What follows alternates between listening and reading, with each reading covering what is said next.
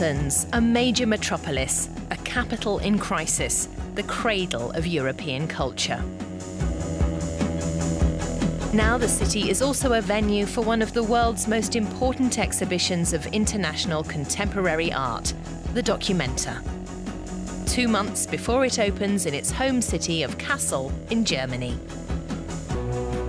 Performances and events, visual arts and theatre, music, dance and film for 100 days.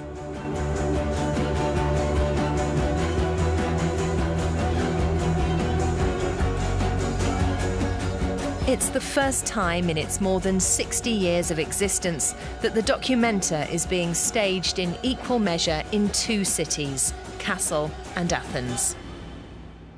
We are living in a world that is becoming increasingly complex place and difficult place, and maybe it's a moment to abandon a single vantage point from which to see things. And of course, Kassel, traditionally the home of Documenta, for the last 60 years offers a beautiful perspective onto the city, onto Germany. But your task as an artistic director is to come up with something else and to offer a new perspective. And I thought that this doubling of perspective would be really productive. Athens is the most energizing place that I've experienced so far.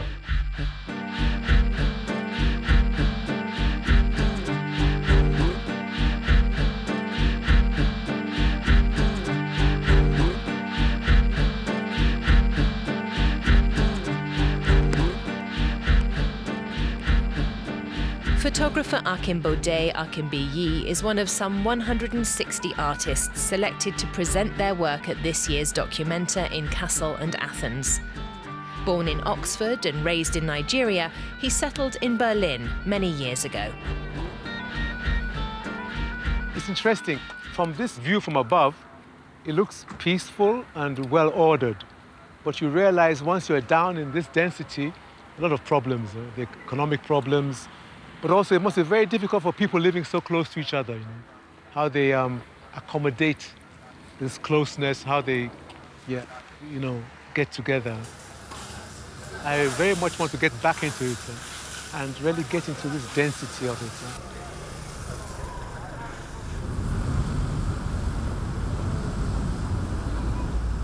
For his Documenta project, AKINBODE travelled the world. What he found in Athens didn't surprise him.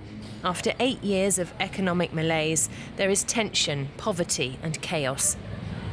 Now Documenta is bringing international art to this crisis-stricken city. I think it's a positive thing to bring something like the Documenta to this southern European city, and show that it can also be done here as well. Because it shows that we should stop thinking northern hemisphere. I mean, the art is everywhere.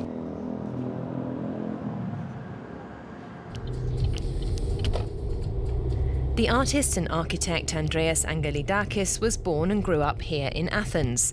His mother is Norwegian, his father Greek.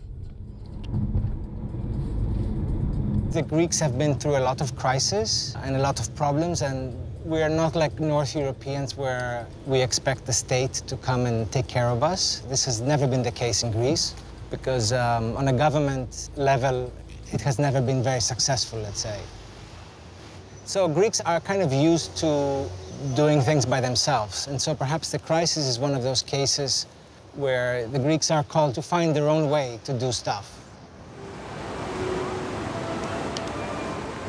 Problems abound. Years of recession and austerity have brought the country to its knees. Many people are struggling. Often it's a fight for survival. Wages have dropped, taxes have gone up. Unemployment is at 25%. Only a minority receive state help.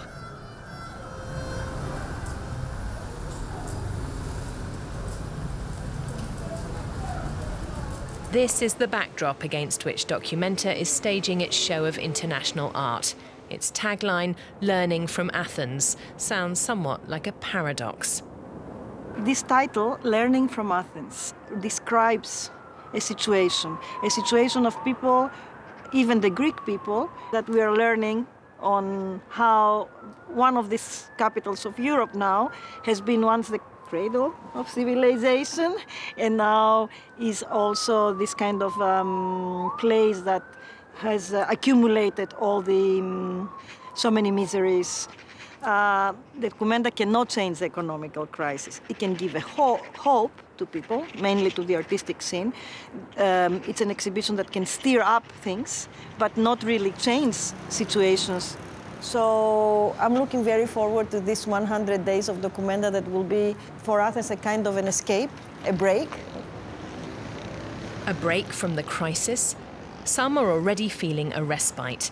Young creative types from all over the world have descended on the city.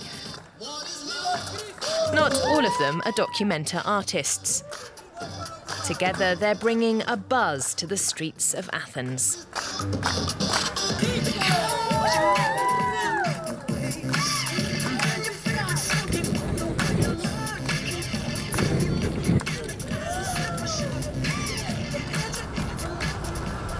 ANTONIS arrived 6 years ago from Madrid. His father is Greek. After studying political science, he now earns his living as a street artist and musician. Athens is very free, very free. The down economical level and the big freedom that we enjoy here in Athens gives you the point that you can do whatever you like. When the going is good, ANTONIS earns up to 30 euros an hour.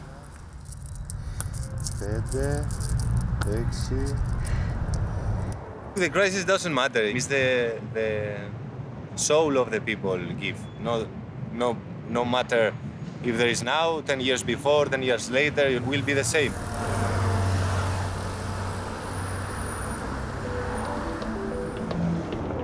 Yanis Sagri is a native of Athens and one of the participating documenta artists. She takes a more critical view of the crisis and the effect it's had on her city, a place that for her is both familiar and wearing. Though she exhibits worldwide and divides her time between New York and Athens, there's no question she could ever leave her native city for good.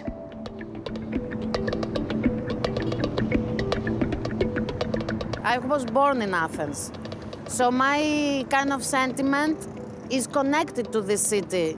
You know, my experiences, my childhood, my teenagehood is cultivated from the city, from the way the architecture, the everyday is created. It's not a decision to be here, it's an emotional responsibility. Yanis' art is radical and uncompromising. In 2003, she dragged herself, prostrate and bound, through Athens. The performance presaged the crisis at a time when the city was gripped by Olympic fever as it prepared to host the 2004 Summer Games. We are surrounded by ghosts, like things that we cannot really clearly see. So the performance or the artist is able to make them clear. So we can see them and make analysis, be aggressive, have emotions.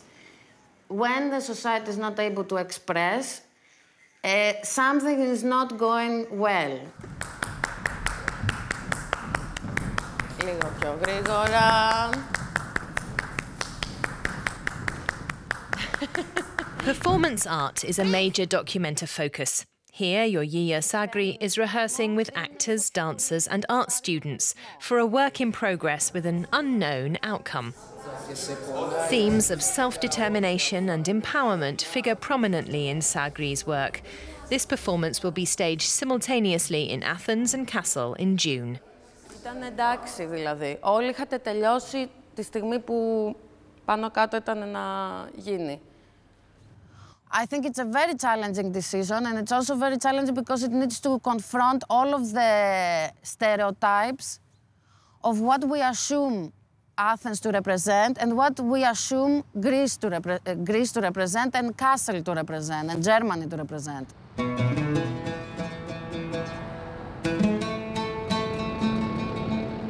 Dismantling clichés amid financial and political instability at a time when Greece is widely viewed as the black sheep of the European family, Documenta has a reputation of being ambitious. The world and the events have become so compact. There has been so much turbulence in every level, so how can you not react politically? So part of our themes are, as I told you, displacement, repatriation, dispossession, hunger, and also we are dealing with the ghosts of history. Documenta has invited artists from all over the world to chase the ghosts of history. AKINBODE AKINBIYI has encountered many on his explorations of cities around the world. My wanderings are very much a search for meaning, and especially spiritual meaning, because the basic core of all our movement is spiritual. Here now in Athens, I'm looking for the deeper roots of their religiosity, which is not Christianity or the Orthodox Church, but deeper than that. For his Documenta show, AKINBODE AKINBIYI travelled around Greece, Germany and numerous African countries. Colonialism and its repercussions are a recurring theme in his work. His pictures document the way European and American imperial powers imprinted their culture on their colonial subjects.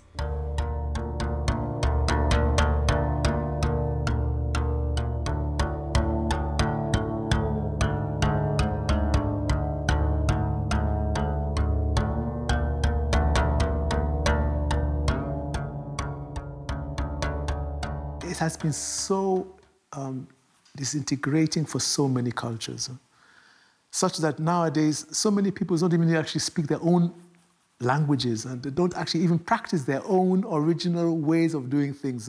It's very much dominated by American way of doing things, or the French way of doing things, or the British way of doing things. It's absolutely crazy. Religious conversion as subjugation that cuts to the core of human experience, to faith and spirituality.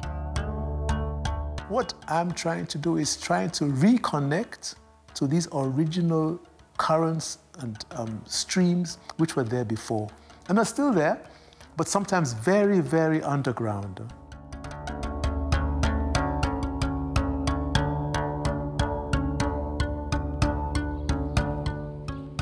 In Athens, AKINBODE AKINBIYI found what he was looking for. Plaka is the city's oldest district, continuously inhabited since antiquity, a neighbourhood where the layers of history are visible at every turn.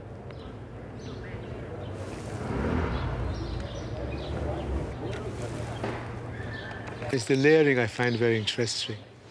We tend to forget about these layerings, but today we're living on the foundations of other peoples, other civilizations, other how can one say, other experiences. So we keep on building, keep on building.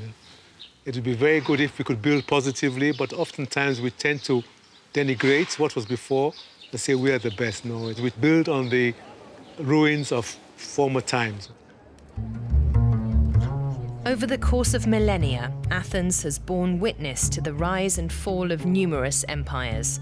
After the zenith of classical antiquity came Roman and Byzantine conquerors, followed by Ottoman rulers who stayed for almost 400 years. In the 19th century, Bavarian Prince Otto was crowned the first king of the modern Greek state.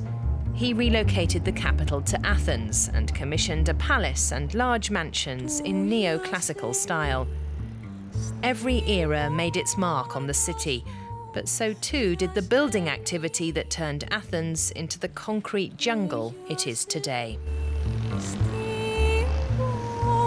Architect and artist Andreas Angelidakis is intrigued by the urban sprawl of modern-day Athens. He's explored how the history of Greece is reflected in the capital's cityscape. This building is in a way a perfect example of the way Athens was built. especially after the 1950s, when large masses of population moved in from the countryside. A lot of concrete frame buildings were built. Today, you could say that almost 95% of Athens is made of these concrete frame structures. A lot of them are partially legal, some of them completely illegal. This one was built on a piece of land that was designated to become a park, but I guess the owner of the land attempted to make his house anyway, and so they stopped him. And the frame remained like this. I think it's here for 30 years. I remember it as a kid. And so it's an unfinished building that has remained there for 30 years. It's almost become a ruin of an unfinished building. This is a kind of perfect example of Athens. It's both a ruin and incomplete at the same time.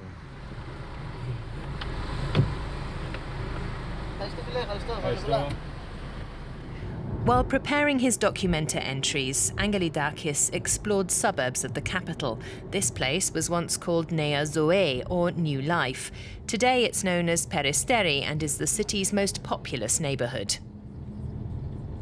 Peristeri was one of these places where the refugees from the 1923 crisis in Asia Minor were brought. And originally they were placed in refugee camps, and then with the years and the decades, these areas became suburbs. What I was interested in is that it's, in a sense, a case of history repeating itself. Athens being a city where it kind of grew out of these refugee crises. If you consider, like in the early 1900s, it was 200,000 inhabitants, and now it's 6 million. Opening to the higher states of consciousness. Andreas Angelidakis has created a video installation for documenta that illustrates his findings. Without the influx of refugees in the early 20th century, Athens today would look very different.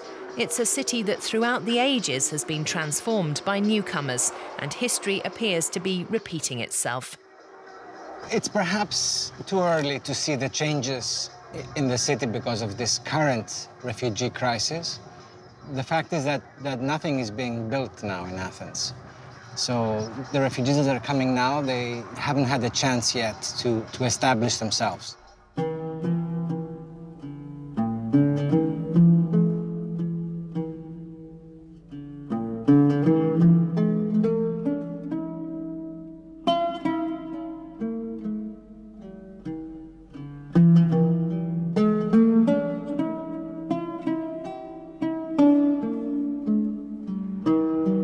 The port of Piraeus.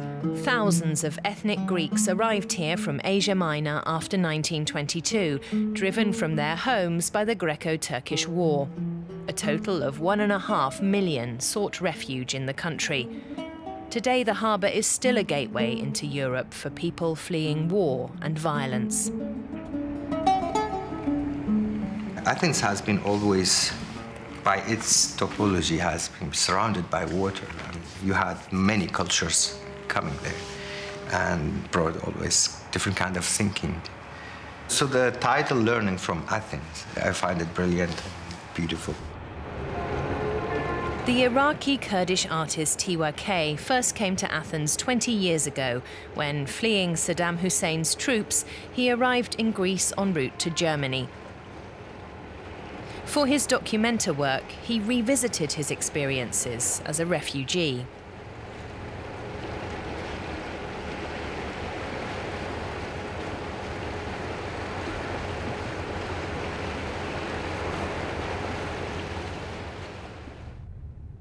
His alter ego, a man named K, retraces his footsteps and takes the dangerous journey again across Turkey to Greece.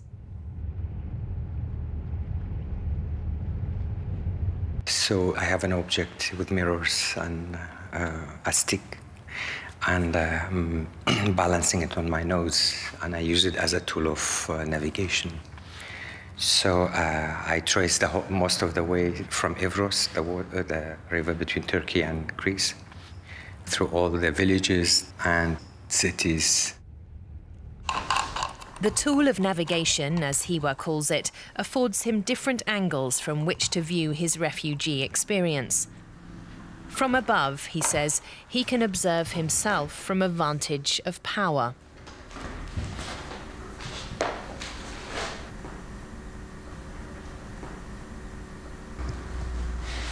According to this tool, you have to go upwards in the eye of the dominant in order to see your fragmented parts, your fragmented body.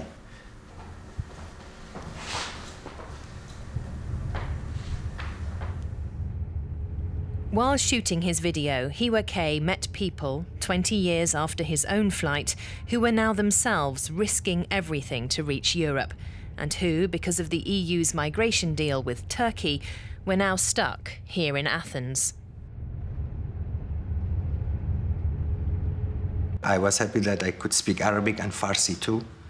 They were mainly refugees from Afghanistan and from Syria. So they were about to give up, and at that moment where Erdogan was asking the Greek government to send them back to Turkey, and they were really freaking out. So I was just mostly giving them hope and, you know, asking them to be more strong. And yeah, it was quite a crazy moment where sometimes I cannot balance this device where I can balance it very easily normally, but it's so emotional for me sometimes. It becomes more shaky.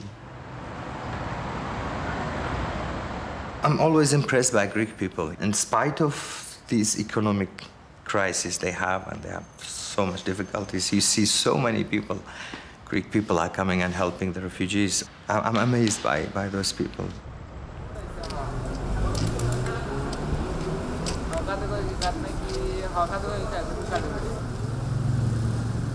In recent years, the road for thousands of refugees has hit a dead end in Athens. No one knows exactly how many are here. The state can't provide for them. NGOs help where they can, as do volunteers from left-wing anarchist groups. They've put up refugees in abandoned buildings. Some squats even refuse state or NGO help. The street artist and musician ANTONIS is one of the many volunteers assisting privately run refugee projects. He helps out in soup kitchens for the needy.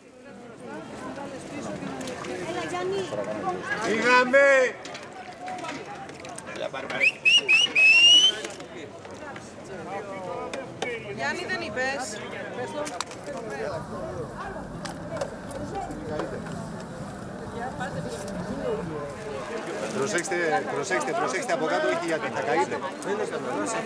Θα καείτε.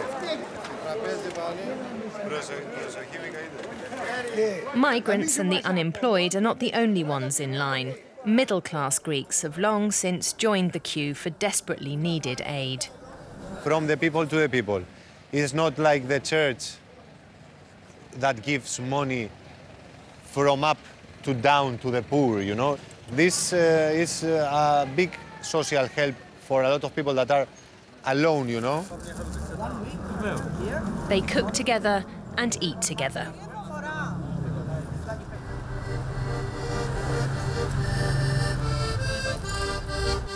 I cannot stop helping refugees or immigrants because my family, they are Greeks from Cappadocia.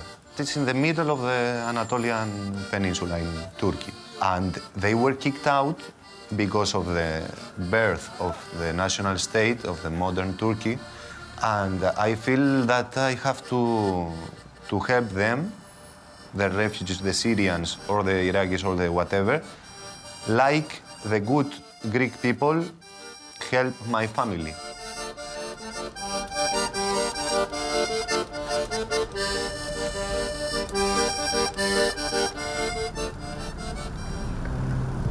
Athens has seen better days. That's evident on every street corner.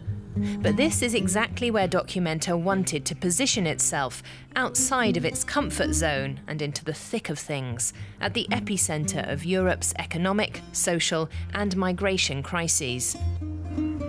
Critics have called it a publicity stunt that exploits the tragedy in Greece by viewing the city as a picturesque backdrop for a cultural event.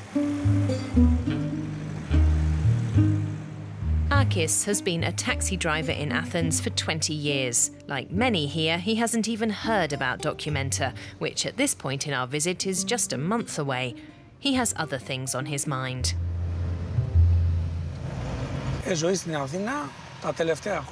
Life here in Athens and everywhere else across the country has become increasingly difficult in the past years. What can we do? We have an economic crisis. Many people have lost their jobs and there's no such thing as unemployment benefit. Everyday people I talk to in the taxi tell me they don't know how to go on. They have no hope. That is worst of all.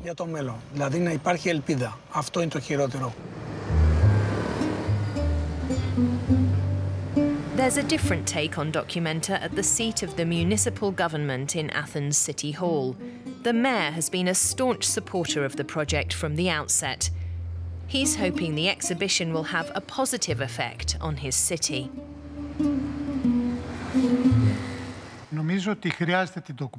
We need documenta, and it's exactly the right moment for it.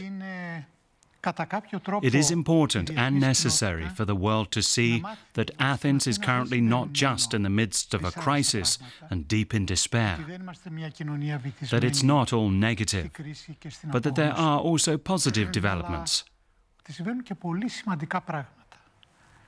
That in this moment of crisis, we are seeing new expressions of solidarity and new opportunities. Many art forms are currently experiencing a renaissance in Athens.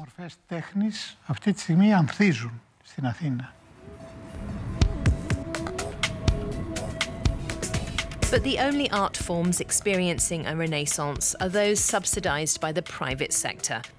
The most recent and high-profile example is the Stavros Niarchou Cultural Centre, funded by an endowment from the foundation of a billionaire shipping tycoon. The massive complex, designed by star architect Renzo Piano, harbours, among other things, the new National Library and Greek National Opera. Government funding for culture and the arts accounts for just 0.3% of the national budget. That's as good as nothing. When it comes to state support, contemporary art has always been a neglected stepchild, and it remains widely dependent on private initiatives and capital. Nadia Agiropoulou has watched developments in the Athens art world for many years. As a successful curator, she's well acquainted with the city's art scene and has worked with almost every private institution as well as with the independent art scene. There had never really been any financial support for the fine arts scene in Greece. There was some support for theatre or dance. Even this has been eliminated in the past 3-4 years. So there was always a scene, a vibrant scene, but now it kind of emerged more forcefully because the crisis made people more inventive, made them get together. There's at least one upside to the crisis for artists: the city's rock-bottom rents. ANTONIS shares a space with colleagues for performances and workshops, a non-profit project that aims to ward off depression. It's typical of the kind of support organised by members of the city's anarchist scene.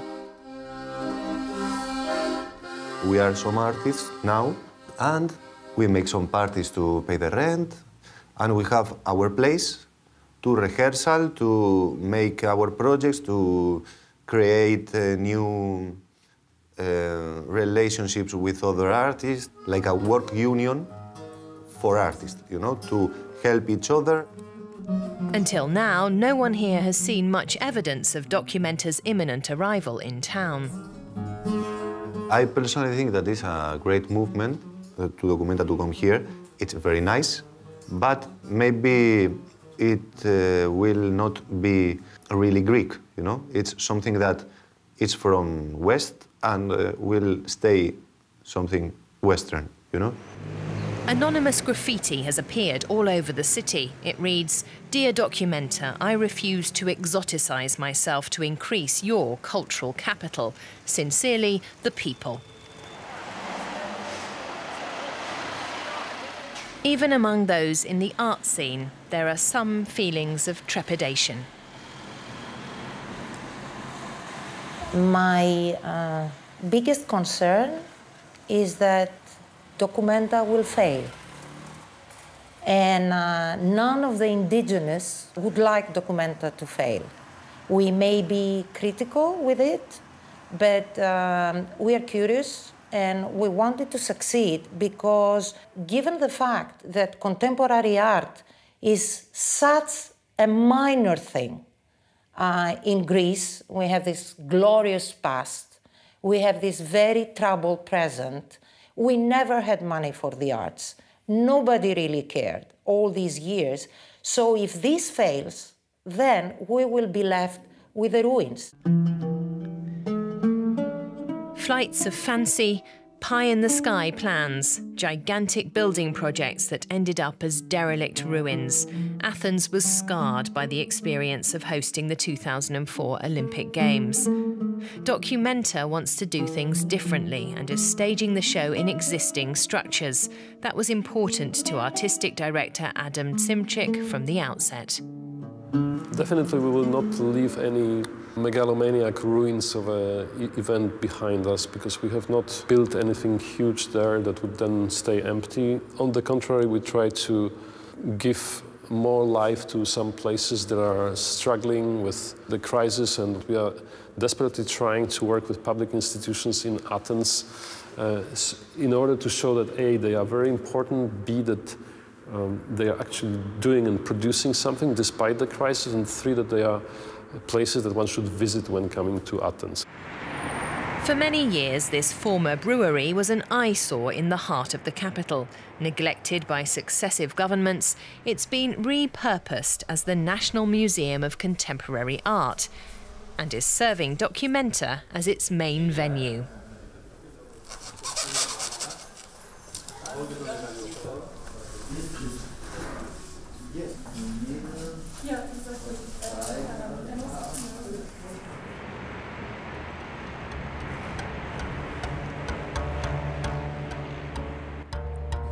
Another venue worth exploring lies off the beaten tourist track in Parko Eleftherias, Freedom Park.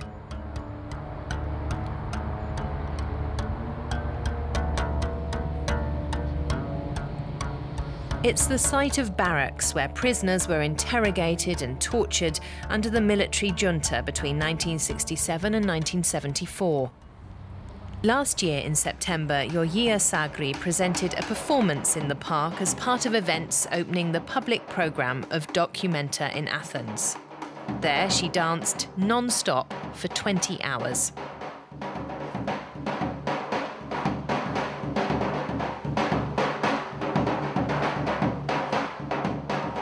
We are in a place that was a torture place. As a society, we didn't obey to the forms of oppression and torture. We evolved emotionally. The evolvement needs to be celebrated. We need to find the movements and the patterns and the steps of freedom to be free. We cannot just be asking for freedom. We need to do it. We need to do freedom. So this is what the piece tries to do. It tries to make these steps of freedom. Another symbol of freedom and key documenta venue is the Polytechnico, the technical university.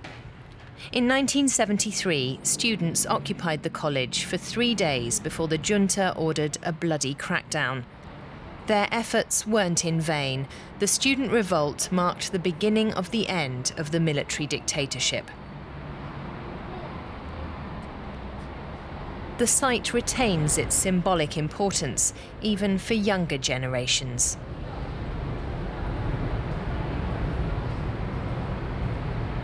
It still represents a very important uprising, the student uprising, and the overthrow of the dictatorship. So it's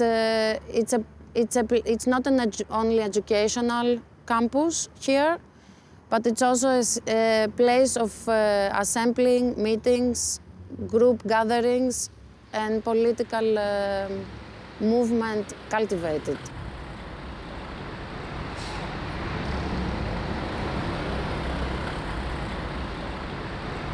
Andreas Angelidakis' studio is located near the Polytechnico, and it's where he's exhibiting his work for Documenta. He selected the site because it was here, near the university, that modern-day Athens was planned in the 1960s, inside small offices like this one. Athens was not done by the state, it was done by these small offices that almost family businesses that each one made their building. And so the city is a collage of these different buildings, each done by this kind of little offices. Bones and models of ruins, an ironic comment on the uncontrolled growth of Athens' architectural landscape. Andreas Angelidakis, himself the son of a civil engineer, puts the city that never ceases to fascinate him on the psychoanalyst's couch, taking a walk down memory lane with tokens from his own childhood.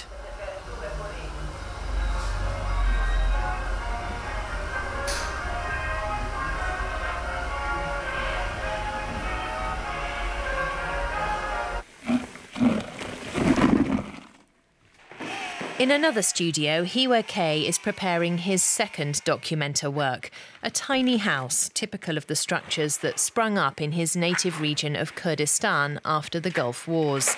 It's a statement on the social effects of the US-led invasion and occupation of Iraq, when economic reforms promoted individualism and a transition from communal living to singular modes of housing. The installation is entitled One-Room Apartment. It involves a very new kind of architecture, which is quite strange in our collective societies. This neoliberal boom is happening there, like the freedom of the individual can be guaranteed by the freedom of the market. And I was quite amazed by seeing this object near Iran. We don't have this kind of phenomenon. We have mostly houses for many people, and I'm the youngest of 8 kids. 8 children. So I can never imagine such a one-room apartment for one person in my country. It's almost showtime. At the Athens Conservatory, another institute that has partnered with Documenta, AKINBODE AKINBIYI is overseeing the hanging of his photographs. It's the decisive moment when the fragments of a project come together. The layout forges new relationships between Greece, Europe, and Africa. It's not the darlings of the art market that visitors will meet at Documenta 14. Instead, the show presents new names and offers new insights through the work of artists from around the globe. That is going to be one of the strongest points of this document, as in previous documentas, that so many different artists, there are over 160, are expressing themselves very, very creatively in all different types of creative mediums. And this is going to be very, very exciting. So it's going to be very powerful, very strong statements are going to be made.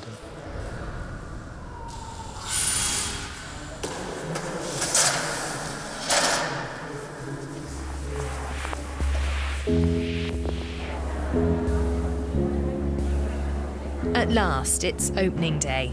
Journalists and art aficionados from around the world are in Athens, curious to gauge Documenta's effect on the city, and vice versa.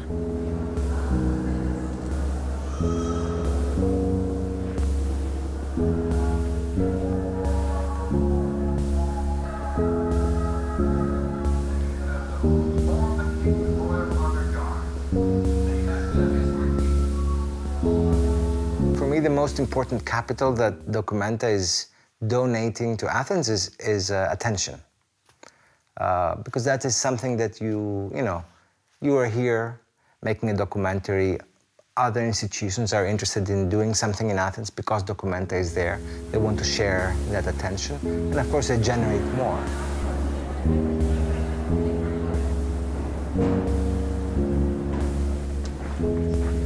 Documenta intends to cast a critical eye on the current menacing situation in Europe and the world, to make a statement in times of political upheaval.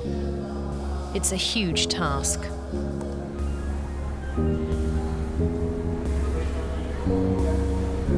But if it succeeds in getting people to stop and reflect even a little, it will have achieved a lot. Its artistic director, Adam Szymczyk, hopes above all that Documenta helps visitors to free their minds and rid themselves of ingrained perceptions and prejudices.